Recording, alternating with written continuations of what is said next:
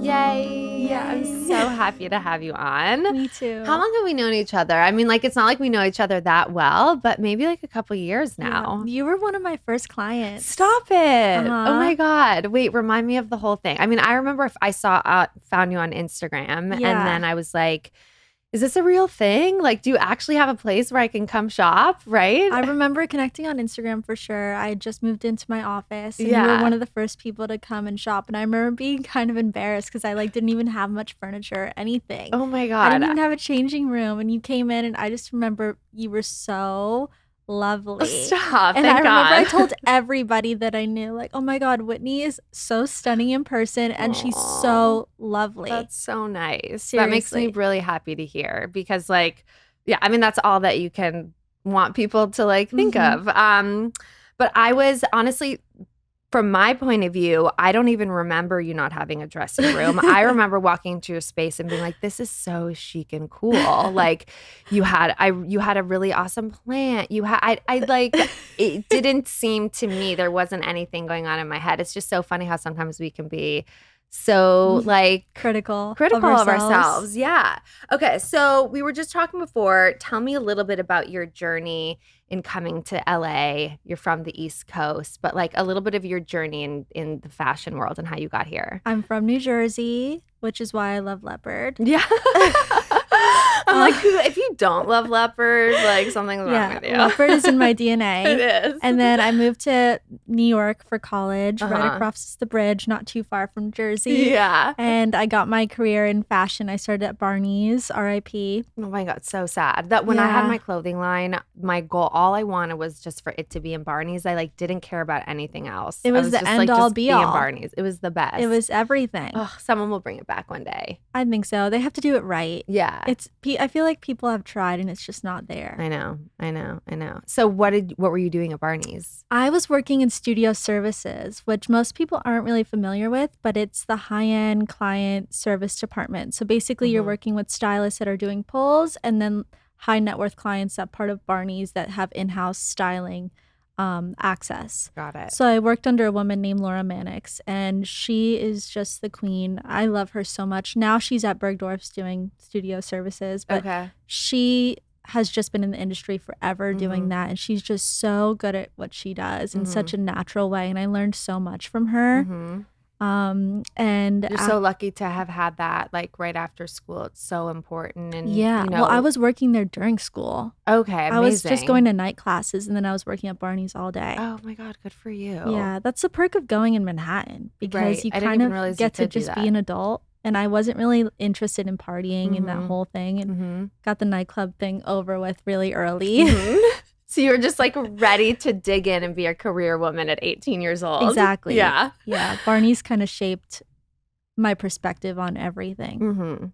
Did you always love fashion? Like as a young girl, always loving? Growing up, I worked in the local boutique and, my mom had an insane collection of shoes and clothing. So I always admired her. And then I kind of started to form my own take on it as I went to Manhattan. Really changed everything when I worked at Barneys. Yeah. Okay. So after Barneys, then what happens? Then I moved to LA and I was working for a stylist who shall not be named. Okay, fair. I lasted 3 weeks. No, stop. Tell me everything. She was brutal. She was. Yeah. It was like one of those very quintessential, like stereotypical, rude. Yes. She's a very celebrated costume designer. Okay. And then she has an amazing, group of high net worth personal styling clients. And she was just so mean. And she paid me $10 an hour. No, not okay. Not okay. $10 an hour, which is insane. I'm using my car all over LA. Yeah. I'm new here. Like, what is going on? She worked me like a dog. And also she was just mean on top of it. I love to work. I could do that. I'm sure you've also been in similar situations. It's completely. It's not about the time or the effort that someone is asking of you, but if they are not being respectful of you as a human, that's a whole other thing. Yeah. And like, I feel like the culture has shifted a little bit now, or at least I hope it has, that people are being called out so much more that behavior is just like really unacceptable now. I mean, it never should have been accepted, but hopefully times have shifted. And I'm older than you, but I worked for Kelly Catrone, who was like very infamous for being like aggressive and intense. The most infamous. Yeah. And like, luckily for me, she never really took it out on me until like the very end. And we're good now, thank God. But I would look at people who she would have that kind of tone with and be like, why are you still here? And like, there is something to be said about the people that stick it out and whatever, but there should be no there's no reward for that. There's no gold medal for that. So you lasted 3 weeks and then you were like, and then I'm I moved out. into the corporate world. Yeah. Because the truth is, it's a bit different now, but there's no money in styling. And it's really like you have to prove yourself in order till you get to the point of making money. Well, especially celebrity styling. Yeah. I mean, and that's like in LA what the goal is to is. be. I mean, in order to make like a real amount of money, that's, yeah. And it's so hard to get there. It's like you got to get that one takes years client and then so much trust and it's such a game. I mean, I have so many friends that have come from that industry and are still in that industry. And it's not easy. It's really not. It really doesn't. It doesn't seem easy at all. I always thought that that's what I would do if I weren't doing what I'm doing now. But then I think about it and I'm like, yeah, it's fun to be creative and put together an outfit and all, but I feel like that's only 10% of what you're doing. The rest is just like lugging, returning. You pull like 100 things and you use like 10 of them. And you have completely. It's so like stressful. It's just not worth it. It's not fun. Okay. So then from that point on, I wanted something more stable and I moved into a corporate fashion role at Mother Denim and I was there for years and I learned a lot too on the business side of things, the marketing side of things there. So I'm grateful for that opportunity. Yeah, they do a really good job with that. Yeah. Yeah. And then COVID happened and I had no idea who I was or what I was doing. And I just knew I wasn't happy. So I left Mother. I was in this complicated relationship and I just like I didn't know myself. You know? You felt like you lost yourself a little bit. Yeah, completely. Like you were on this path and you thought you were going towards something, but then you looked at your life and you were like, what is this? Where am I and who am I? Yeah. But that's a really important moment to pay attention to, obviously. Yeah. I don't work well for other people. Yeah.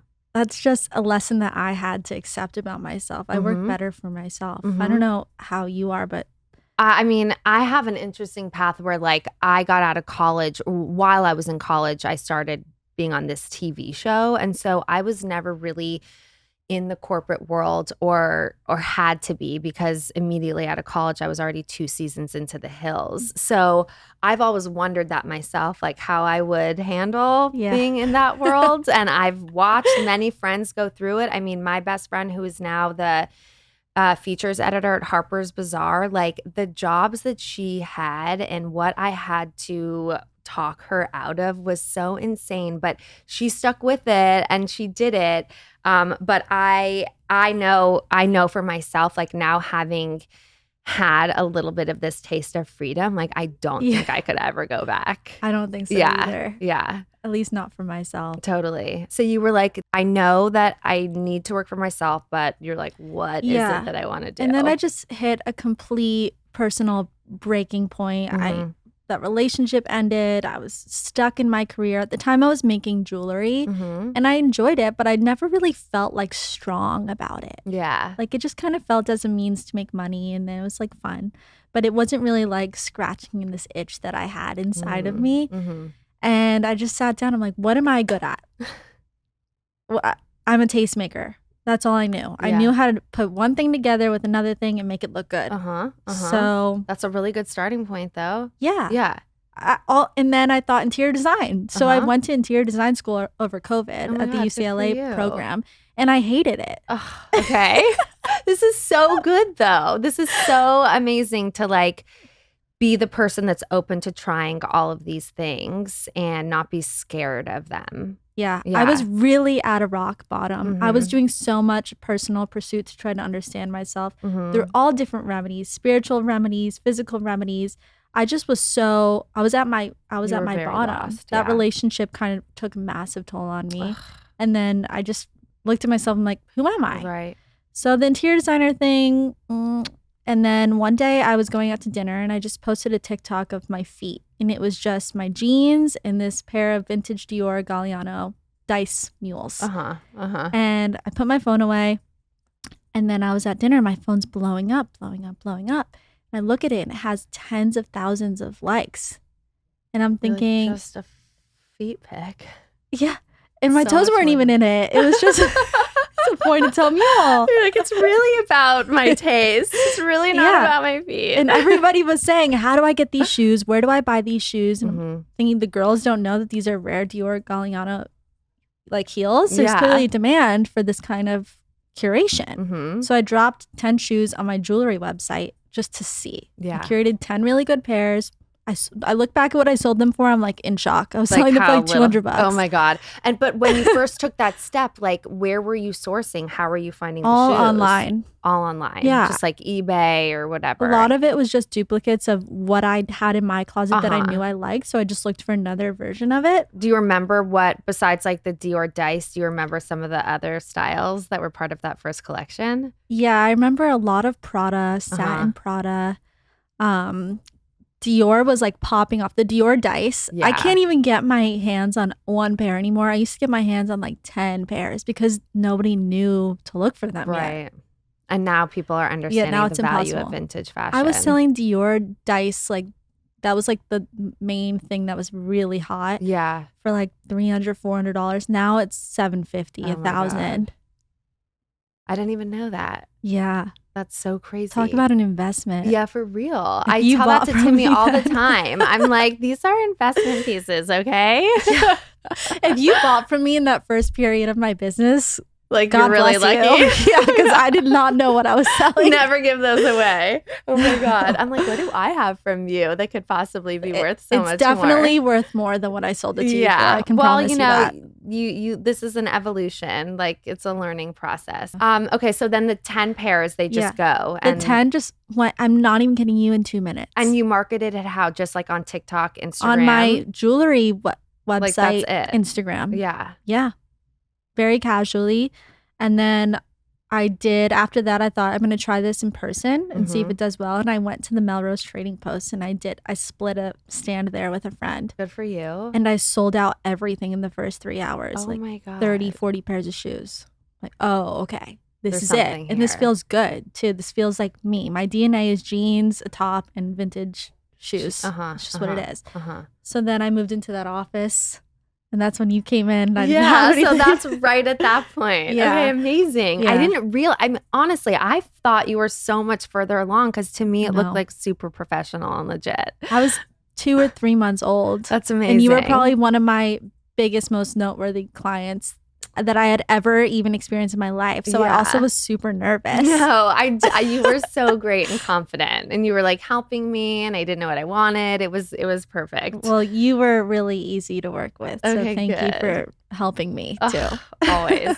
So then it evolved into having this like showroom space where you were not only having shoes, but you had clothes. I mean, still continue to do it, and it evolved into more, right? Yeah. The showroom was actually such a big mistake. Interesting. Why? Yeah, because it was costing me so much money. The overhead was too much. And it wasn't a physical storefront. So I would do these appointments very rarely because I'm so choosy about who I work with one-on-one. Just like intention, feeling like that was such a sacred space. Like you felt it. So I just wasn't moving product out of there at a pace that made sense for me to have a physical space that was thousands of dollars. Completely. I mean, you were also in like prime location in West Hollywood on Sunset. Yeah, exactly. And there was downfalls. I mean, it was above Prince Street Pizza, so it had cockroaches, and it's just I never could feel quite comfortable. And then the year lease came up, and they tried to raise it $500, and I was like, well.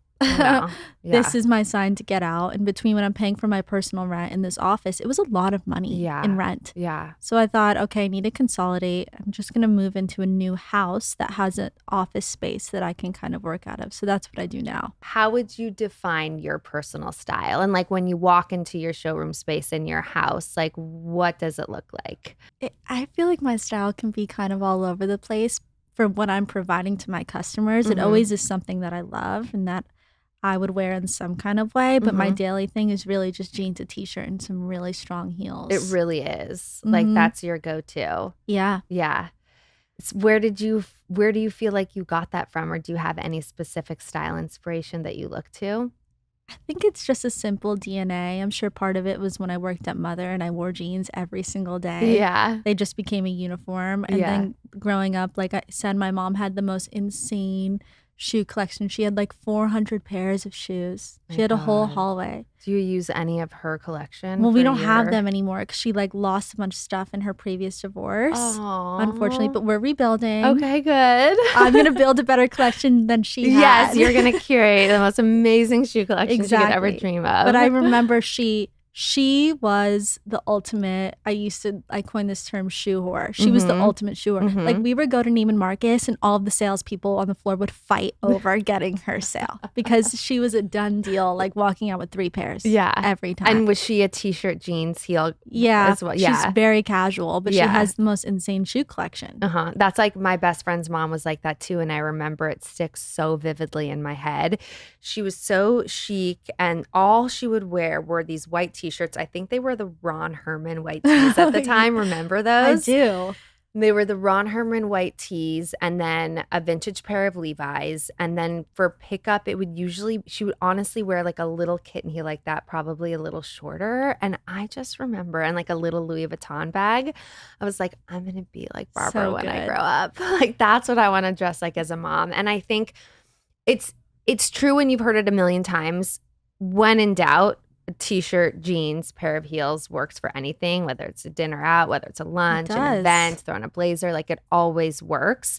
What are your favorite jeans and t-shirts? I always wear vintage Levi's. Yeah. And do you get them from somewhere specific or do you source them yourself? I source them all myself, but there's certain places in LA that have the best. Like, do you go to Scout? I've been to Scout. I love Scout, but I haven't tried on any of their Levi's. They have the best assortment. And you should not be paying PSA. You should not be paying more than $200. Okay, well, that's the scary part is I went to this place and they charged me a lot. Yeah. I know what place it is. And I didn't know. Scary. I didn't know going into it that. We all start there, by the way, because I started there too. Yeah. And I spent a lot of money. Right. And then you all of a sudden you walk out and you're like, wait, I really just spent that on jeans?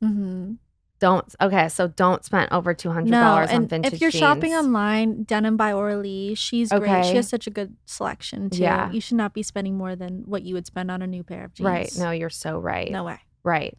Even because for me, I was thinking like, but they're the perfect fit and they're fit to my body and like I'm going to have them forever and they never go to style and you start to justify. But then it's like, be a smart shopper. The price per wear is there. Yeah. Like if you're only going to have a handful of pairs, sure. Spend the $500 if they're really that good. But me, I have 20 pairs. Right.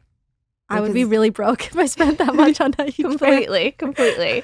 But now you have a collection where it's like, you don't need to buy any new. Are you constantly like, oh my God, I need this pair of Levi's. Like I don't have this cut. If I bring a pair in, I get a pair out. Yeah. I sell it. Timmy tells me I have to do that with anything coming in. Like, he's like, our closets should always be 90% full, never at like 100% capacity. How does that make you feel? I'm fine with it if I had an actual walk-in closet. And I'm not blaming him for this either, but like I just live in this old house. I sound like such a brat, but it has sliding glass door closets. So like all my closets are on just this one wall of this hallway. And then it's just like kind of sporadic. And then I have cabinets up top and I keep everything up there. And so it's just like, it's a little bit chaotic. But for the most part, I try to do purges like every couple months. There you go. You're trying your best. Yeah. Do you purge a lot? Oh, yeah. I purge all the time. You do? Is your wardrobe like really organized? No. What is it like? I mean, the beauty of what I do is I mostly wear vintage. Right. So if I don't wear it, I just sell it. Mm-hmm. Like I'll hold on to something and then I'm like mad at myself that I'm holding on to it. So I just will impulse sell it. But is there anything, I'm sure there are, what are the things that you are like super connected to that you'll never sell? Shoes. Yeah, like all of them. Yeah. I almost never sell a pair of shoes that I keep. And if I do, it's simply because I got something really similar that I like better. Right. Other than that, yeah, I would never. Yeah. And like, are there certain trends that are coming back in style that then you're sourcing for? Or are you really just going out there and sourcing for what you like? It's really what I like. And then there are certain trends that I like. Yeah. I'm so turned on to the whole polka dot thing. Yeah. I love the polka dot Super thing. into it. So cute. So I'll source some polka dot Manolos and things like that because I like it. That sounds so cute. Then there's other trends that I'm not really sold on the whole butter yellow thing. Even though I have like my bag, literally everybody it's keeps on being beautiful, like butter yellow, but it looks bad on my skin tone. So like I don't want it completely. So I don't know if I'll be able to sell it. You will be able to sell butter yellow 100% right now. Talk to me about this series that you do when you go shopping in department stores and shit talk all the ugly shoes that are in there, because it makes me LOL and I'm so on the same page. Like, it's terrible. I don't even want to call out any of the designers because most designers, they have some gorgeous shoes that are classics that you always love. And then some are just like, whoa, you went way too far and crazy on this one. Somebody has to tell them. But somebody has to tell them and rein it in. And part of me feels like the department stores buyers also just have, I mean, obviously the brands are making the shoes, but the buyers for even allowing the shoes in the stores, it's so repetitive. It's so stale, first of all. It's the buyer's job, I would think, to go to the brands and be like, we are missing these marks on what people are shopping for. Like, they're so behind on the trend. Last year when I went to Bergdorf's, I was so turned on to wedges last summer. I was like, the wedge is back. It never left. Like, the wedge is so strong. I was like sourcing all these vintage Jimmy Choo, really beautiful wedge silhouettes. Like, with like embroidery. I totally remember. They were just like sculptural. Like, one of them was even terry cloth. I was like, oh, this is so good. Yeah, so fun. And then I went to Bergdorf's, the end all be all, the shoe floor. Yeah. Not one wedge. Interesting. Summer. Not one wedge. Summer in New York, like Upper East Side. Like, literally, there was like maybe a handful of wedges, but like, that's scary. Yeah, not paying attention to what the trend is. No, but they're not even trying to get ahead of it anymore. Right. They're so behind. Right. Like, think outside the box. Do something. Are there any department stores or shops that you think are doing it right when it comes to buying new? I literally go to department stores once a year. I think they're really scary. Yeah. What about online? Like, I was just listening to Lauren Santo Domingo. Moda's the best. Moda, yeah. So she was talking about how she like celebrates young designers and how she started, which was seeing that designers' lines on the runway were not then being represented in the stores. Exactly. And I feel like you guys have a similar line of thought there. I love Moda. Yeah. I love LSD. I think, like, when people always ask me, who do you look up to? I actually look up to nobody except for LSD. Oh my God, I'm so happy I brought that up. You need to listen to this podcast. I was listening to Lauren and Michael, who are on this network, interview Lauren Santo Domingo. I have to listen to it. And it was getting me excited for this conversation. And I just love I love hearing about fashion. And she was so different than what I thought in my head she was. And I don't know why I had this kind of like perspective. She's amazing. Probably just from being like a old school Vogue girl, but she seems really inspiring. And she really is such a champion too for small businesses. Like, I'm so grateful that she has shopped with me before. And then I met her. Oh my God, amazing. Yeah, I met her at the Moda event for last Fashion Week, and she was so genuine and so interested in like what I was doing and like how I could get involved with what they're doing at Moda, and she like really means it. She does. Yeah. She said that in the podcast, and it didn't sound like a humble brag, but she said she's like an overshare and a share, and she really wants to like share people's creativity with the world. She's the real deal. And inspired me out. Like, I want to be like that too. Completely. We should all be like her. Yeah. Okay, this makes me happy. Okay, do you have any like daily routines when it comes to getting dressed? Like, do you style looks in advance? No. All right, no. Everything is very last minute, like how you're feeling in the moment. I mean, I work from home. Right. I just want to be comfortable most days. Yeah. So I can't say that I like look great every day. Yeah, but what does like a day look like for you, and when are you actually getting dressed throughout the day? Because this is like, I work at home too, unless I have to come in here and record or whatever. And this week, there's been things where I've had to get ready in the morning to get out of the house, and it's felt really nice to actually like get ready and be out and be doing things. And then there's a lot of days where I'm home until 2:00, and then 2:00 is when I like shower and get into something new to wear. Like, what do your days look like? I mean, most of the time my days look like your days do. It's either rot or glam. Yeah, completely. And if I'm rotting, I'm always just wearing giant jeans. Yeah. I wear like the biggest pants and just like a white Hanes tank. Mm-hmm. It's what I wear every single day. So your Hanes tank, we didn't get into the white tee. We talked about jeans, but we didn't get into the tee. It's just a white Hanes tank. White Hanes tee. Okay. Snipped at the bottom. Oh my God. From the like best. Target? Mm-hmm. Just buy a 10-pack. But is it like a boys cut?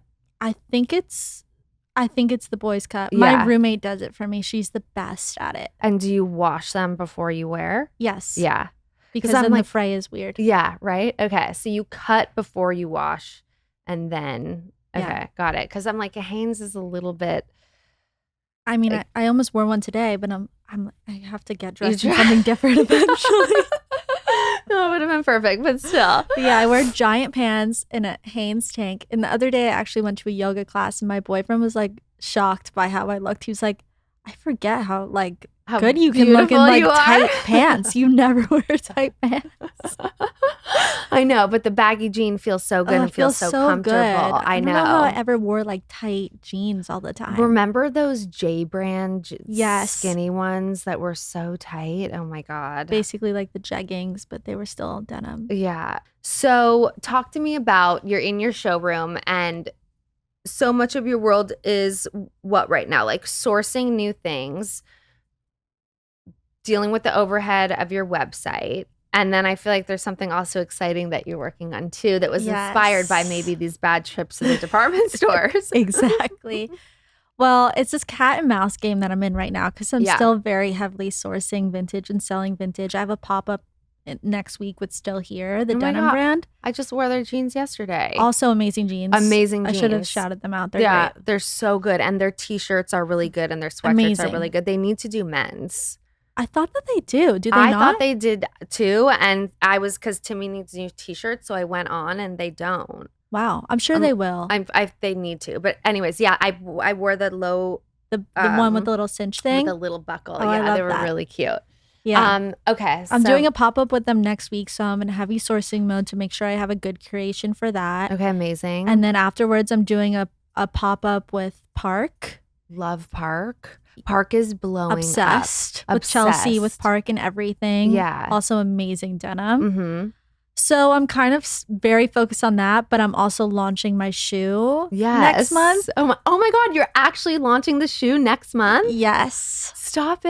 I get my final sample like early next week. Oh my God. Okay, so talk to us about this process because I was really inspired by what you were doing and just like editing these cute videos of showing the process. Like I think that it reminded me of the old days of me doing this, like designing my line and just being like super scrappy about it and trying something for the first time. And it was, I just loved it. And I'm so excited about what you're doing. So who are you completely manufacturing it yourself? Yep. Like tell everything me on that my process. own. I went out to a few partners. I pitched to a massive shoe brand. Because I thought everybody told me you can't do shoes, you'll die. Like it is so hard. Because the sizing is insane, the amount of inventory you have to buy into. Shoes are also really expensive to make. There's just so much that goes into it. And people are like, you can't do it on your own. You'll die. Okay. You won't be able to sustain. You need an investor or you need a partner that does shoes. So I was really strong on the whole partner idea. Went out to the biggest shoe brand, pitched them 4 times. They said no. Then pitched them 4 times? Yeah. Oh, because they kept on having you back for like more follow-up meetings. Yeah. Okay. They said no, which sucked. Yeah. But ultimately, they weren't the right partner. That's okay. And then I tried to pitch to a really strong online retailer. I couldn't even get a message from them. So I kind of was like, I'm done waiting for all these people to take a chance on me. How am I going to do this myself? So I'm lucky to have an audience online. And I put a little message on Instagram stories. And I said, does anyone work in shoes and know a manufacturer? And I connected with a customer that had worked in shoes before, and she was like, I can tell you about this person that I've worked with in the past, and she's really lovely, and she's a broker in Portugal. Oh my God, cool. So basically you tell her your idea. She decides if she wants to work with you, and then she helps you find a factory. Okay. And Portugal is an amazing place to make shoes. So I was like, this is great. Yeah. I sold her on my idea. I don't speak Portuguese, so I need her. I'm like selling her on it. I'm begging her on it. And luckily she was very aligned. She's really awesome. I love her. Anyway, so she found me the manufacturer. Amazing. And she kind of is my middleman with making sure that they are delivering what I'm asking for. Right. Thank God I have her. Thank God. You're so lucky to have met this person at this point. Because I don't know how to do anything. I don't even have a tech pack. I mean, you do. You shouldn't say that, but You should see my sketch. You have to start somewhere. My sketch is so bad.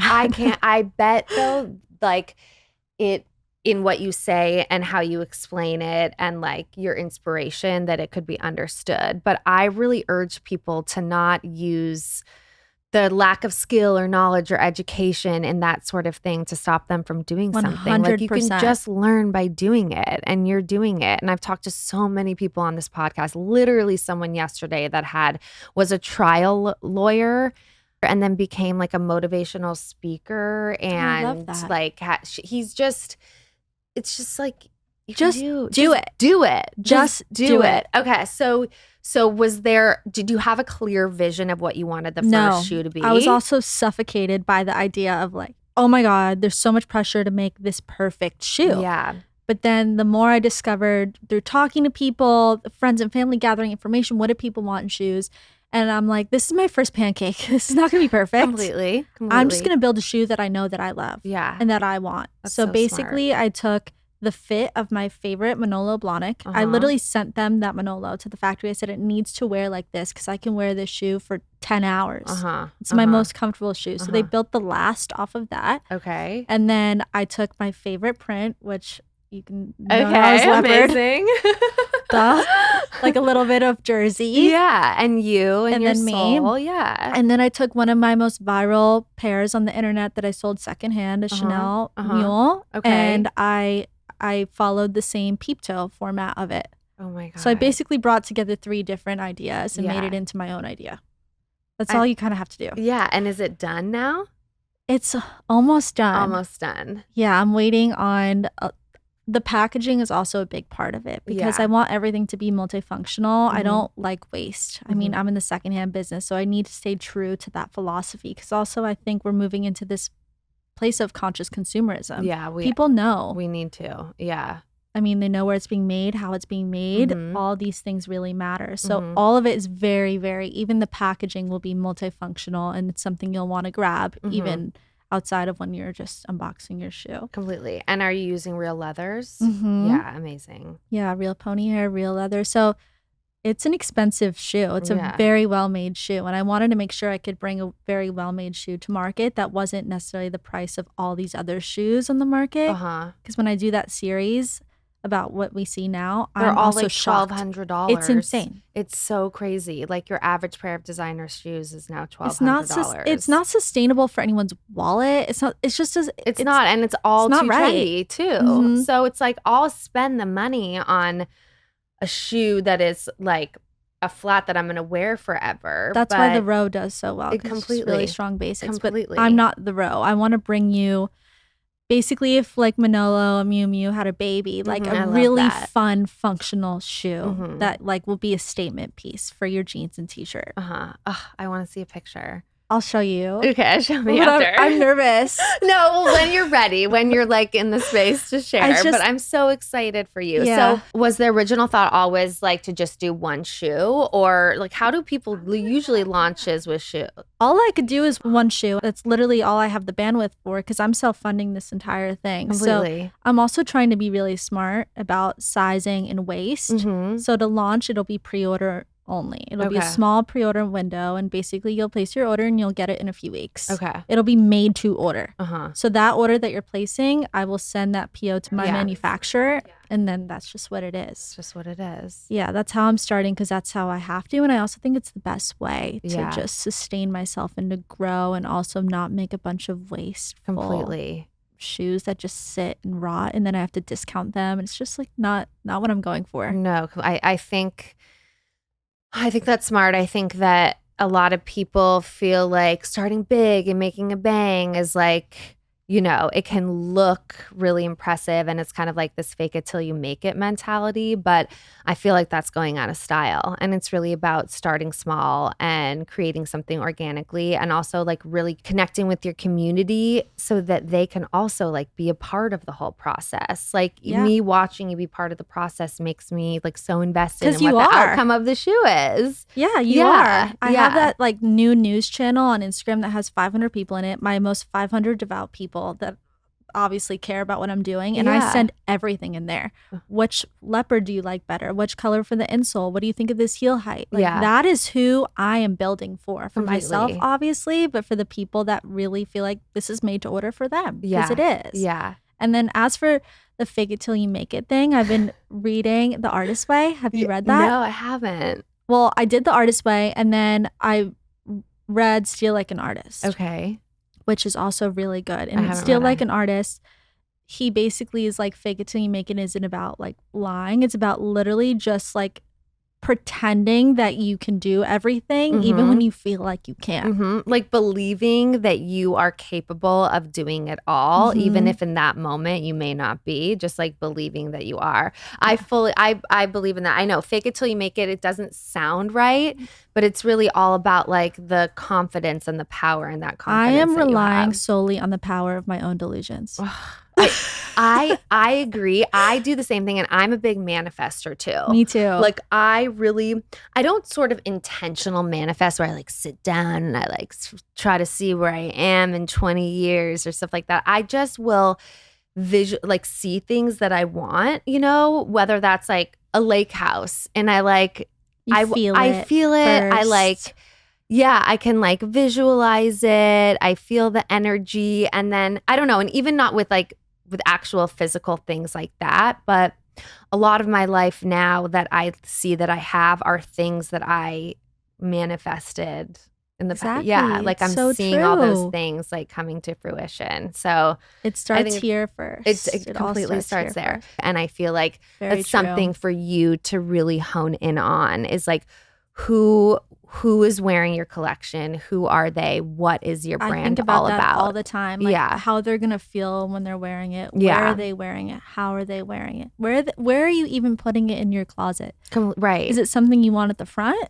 Or is it something that's going to be pushed in the back? Or are you keeping it in like the little bag it comes in? And like every single thing matters so much to me because there's nothing. I mean, I love people obviously and my dog, but there's nothing I love more than shoes. I love shoes, and I love how they make me feel and what they can do for self-expression. I mean, you definitely obviously got that from your mom. Yeah. She doesn't really wear heels anymore. She doesn't? No, so I have to kind of take over now. Do you wear heels? Like you're going out to lunch, out to dinner, are you wearing heels? Dinner, always heels. Always. Lunch, I can tend to be very boyish and casual during the day. Yeah. It's all about balance. And what does that look like to you? Like a Chanel flat or a loafer? Usually a Chanel ballet flat I also love the Dries Van Noten sneakers. I just got the silver pair. They're amazing. I'm obsessed. They're worth it. I mean, I don't know how you feel about the silver pair, but I think the shape is what matters the most, and it's just such a functional shoe. Yeah. Any color works for me. But I feel like everyone's going to have them. So what? They're a sneaker. Yeah, it's so true. What do you feel like people are looking for most right now when it comes to vintage stuff? Like from you, like what are the trends right now with... That's the thing. It really has become so saturated that it's like everything's on trend. It's like 90s and is on trend. Everything is so expensive. That's why I just want to like move out. I'm like, I need to evolve. But you can still have your own point of view with it. Yeah. Like I said, like I'm shopping your collection because I want your point of view. I like that you saw it and you liked it. Anything new that I stumble upon that I haven't seen yet is what really excites me. So I'm leaning a lot into the Manolos and the Jimmy Choos of the world because they have just created so many silhouettes that go beyond our imagination. You can always find something new and interesting, a pattern, a shape, whatever. And I love just finding something that nobody else is paying attention to and building a story out of it. Yeah.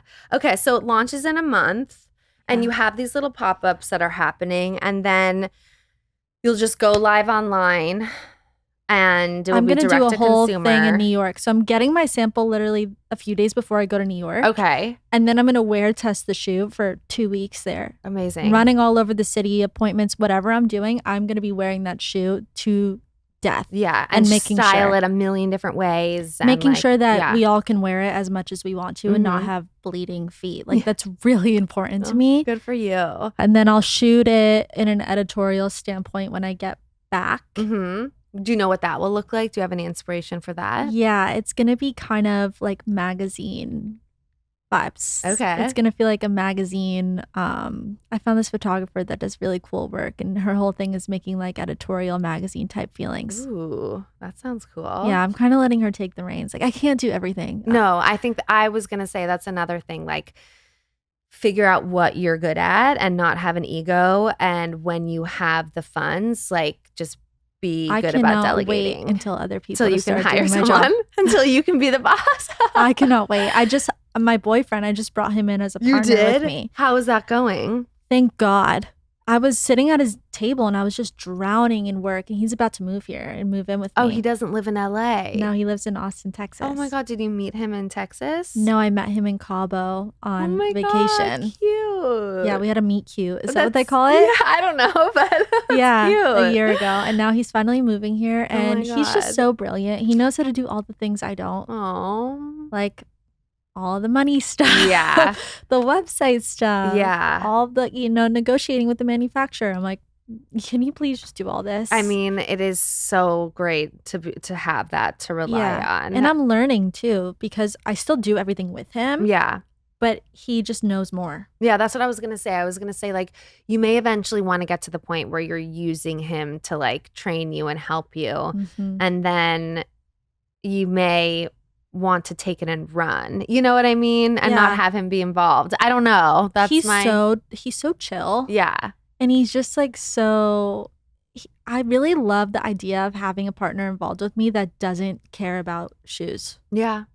So if it's not him, if eventually he evolves out of this and does something different, I would still love a version of him that's just like a straight man that's looking at this from a business perspective. Completely. I wish that I had that. Like I have that in a husband, obviously, but like sometimes for me running my own business, I'm just like having all these conversations in my own head and not speaking to anyone about them. And I think that it is so valuable to have someone who's keeping you in those boundaries. And just like when we just want to be creative, like, yeah, even if you're starting out, like hiring someone, outsourcing someone at the beginning to help you with all that, I think it's super important. Yeah. I believe I could do everything that he's doing, but I can't do it as good as him because he studied business development.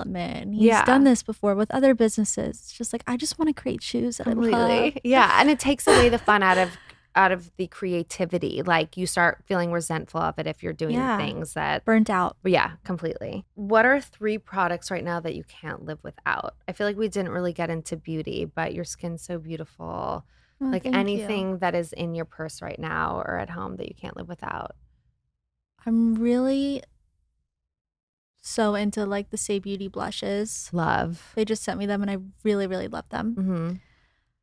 As also their lip liner is great. I really love all their products. Yeah, I love their makeup. Yeah. They have a really good lip gloss that it's like a gold nude, which sounds weird. Need to try that. But it's really good because it comes off, I don't know, it's like a glossy nude. For makeup, I'm really leaning into Say a lot these days. And then for my like facial routine, Skin Fix. These are all things I was gifted, by the way. I'm a great influencer because I really use the products and I love them.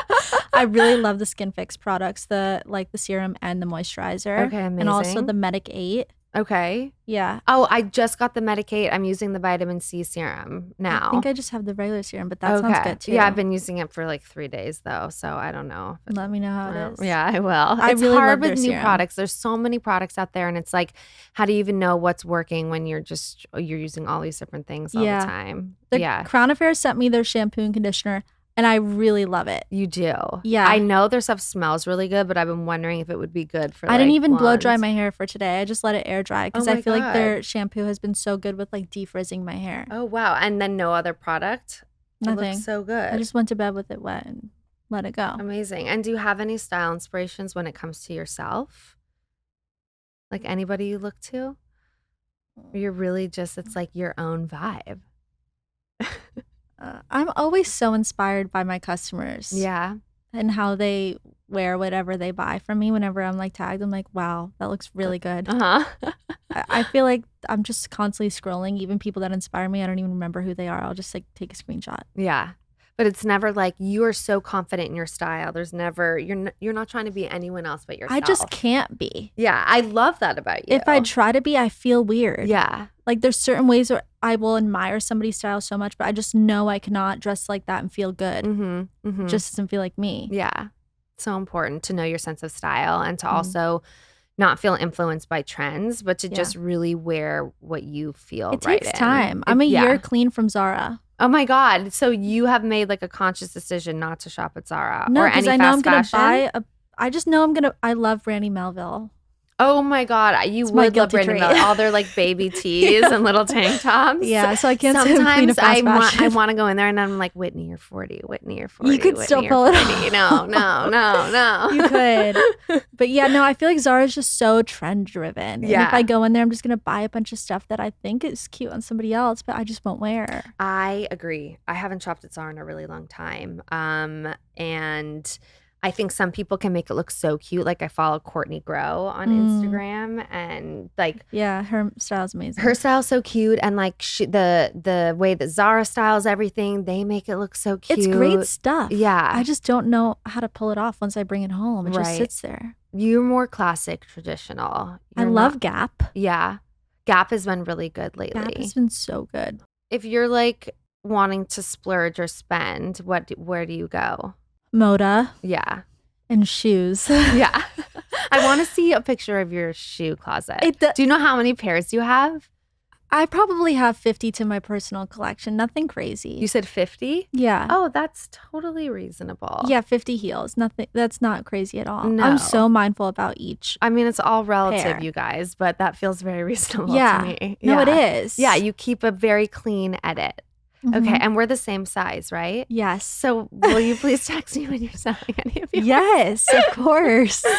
One more question. Just your comfy, and then I want to get back to your shoes for a second. Your comfiest sneakers and your comfiest heels. My comfiest heels are Manolos, the one that I sent to my factory. They will be yours though. Yes, they will be the new shoe. And sneakers, the Drees ones. Oh, right. I love those. Which colorway do you have? Black. Okay, cute. I would get more if they weren't $1 million and if they were also in stock. It's actually good that they're not in stock. I know. They've been selling out so fast. Crazy. And now we're promoting them even more. Dries, send us some sneakers. Okay, so the new shoe. So what are you calling, is the collection new? It's going to be new shoes. New shoes. I love that. And did you do like all the branding, the labels, everything? You went through that whole creative process. I did it all myself. You did all, yeah, because that is expensive too. It's very like expensive. Someone building out a site and doing all your branding. Oh, it's insane. Yeah. My boyfriend's doing the website. I did all the branding. It's using Shopify. Yeah. Keeping it very grassroots over here. Yeah, I like that for you. Yeah. I want to do something like that too. You can. I know. Like I want to do something that I feel passionate about and just start it in a small way and just see what happens. Do it. I'm going to try it. You're inspiring me. What do you think it'll be? I have no idea. Meditate on it. I've been wanting to do, I don't know, like I oscillate back and forth between fashion and beauty. There's like a whole eye gel idea that I have because I'm just a big eye gel girly, and I have an idea about sunscreen and eye gels. You have the most amazing skin. It was one of the first things I ever noticed about you. I feel like if you did something in the beauty space, it would really resonate. I'll be a customer. Okay, I'm so excited for your shoe. This was so much fun. Thank you. Launching in a month. Sometime in May. So you're running around with the shoe and then coming home and shooting it and then launching it in May. Yes. Okay, amazing. I'm rooting for you. I Thank can't wait to get a pair. Thank you so much. Of course.